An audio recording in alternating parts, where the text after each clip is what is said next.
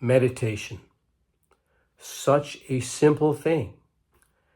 Yet so many people have so much trouble slowing that jumping monkey down that's sitting upon our neck. Meditation's never gotten so much attention, and it's now being used for health purposes from the physical body and lowering blood pressure to relaxation and lowering stress and mental health. And it's fantastic that it's being taught, and so many people are learning to meditate all over the world. It's really not an option in this fast-paced world we live in. I just wanted to talk about how far this travels, though, and that meditation is more than just simple physical and mental health. It improves more than just physical and mental health. What happens when we're able to slow down the crazy maker on our neck is it creates space within us. And when we slow down enough to create that space, it is naturally and automatically filled with a higher consciousness, with a higher mind. This inner space is true power. It's the all and the everything, that which harmonizes everything with everything else. How can it not be our true power? And when we connect with that, when we create that space and allow that higher consciousness to come through us, it will bring us information and guidance specific to us. We are openings for this consciousness. That's what we are. We are all a part of that one mind. And when we still the conditioned thinking mind, we create that space and open that space. That's what comes through, this mind.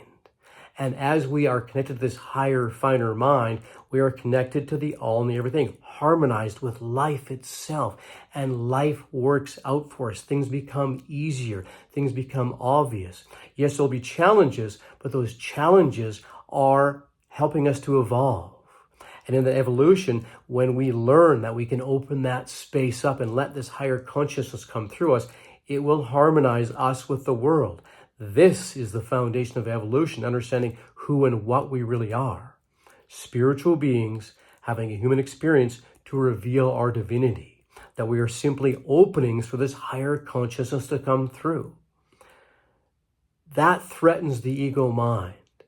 But when we understand that as we open that space up and let this higher consciousness come through, that our life gets better, richer, fuller, easier, more abundant, freer, that this is who we really are, we'll be able to put the thinking, conditioned mind in its place as simply a servant for us in living in this time-space reality, but that it is not our real mind.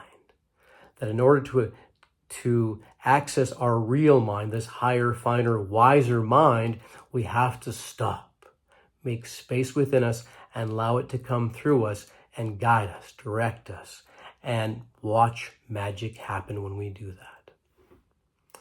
If you don't have a meditation practice already, start one. Just start. Start with 10 minutes, up to 15, up to 20 minutes.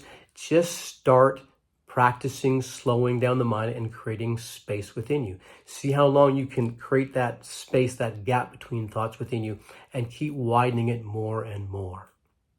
If you're already meditating, by all means, continue on and keep widening that gap more and more.